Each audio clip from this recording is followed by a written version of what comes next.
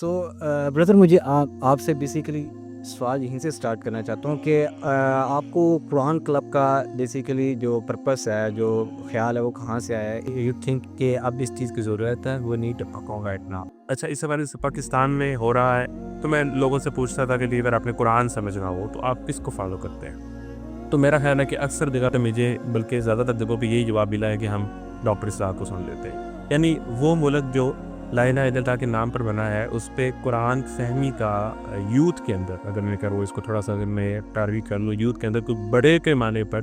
کوئی ایسا کام ہمیں نظر نہیں آتا. ٹھیک ہے، یوتھ کلب ہے، بہت سارے ادارے ہیں جو مطلب بہت ساری چیزوں پر کام کر رہے ہیں، لیکن خالص قرآن فہمی کا کوئی ادارہ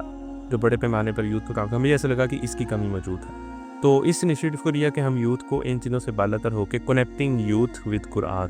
اس عزم کے ساتھ، اس ٹائٹل کے ساتھ ہم کام کریں.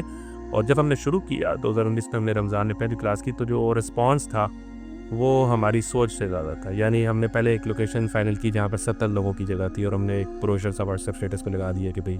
رمضان میں یہ دورہ قرآن ہوگا، اور وہ 30 دن کا دورہ قرآن ہے. اور پھر وہ مئی کا مہینہ تھا، یعنی اس مہینے گرمی پیک پہ تھی، 2020 کی بات ہے. اب روزہ بھی رکھا ہو، اسٹوڈنٹ بھی ہو بندہ، اس کا 2 بجے تک یونیورسٹی بھی جانا ہو، تو اس کے بعد 2 سے لے کے 4-5 بجے تک کسی قرآن کلاس کا حصہ بننا، وہ بھی اس نوجوانی کے اندر ایک عجیب سی بات ہے کہ کیوں روزے کی حالت میں کوئی گرمی میں سننے آئے گا. لیکن آپ حیران ہوں گے کہ سرگودا کے اندر جو ہے وہ اتنی رجسٹریشنز ہو گئی کچھ ہی دنوں کے اندر کہ وہ ہمیں جنہیں چینج کرنی پڑی. 70 لوگ تو 70 سے زیادہ وہاں پر آ ہی نہیں سکتے تھے. پھر ہم نے میرج ہال بک کرایا، اور اس کے بعد پورا مہینہ، یعنی روزے کی حالت میں 2 سے 5، یہ پیک روزے کا ٹائم ہوتا ہے ظہر سے عصر کا. اس میں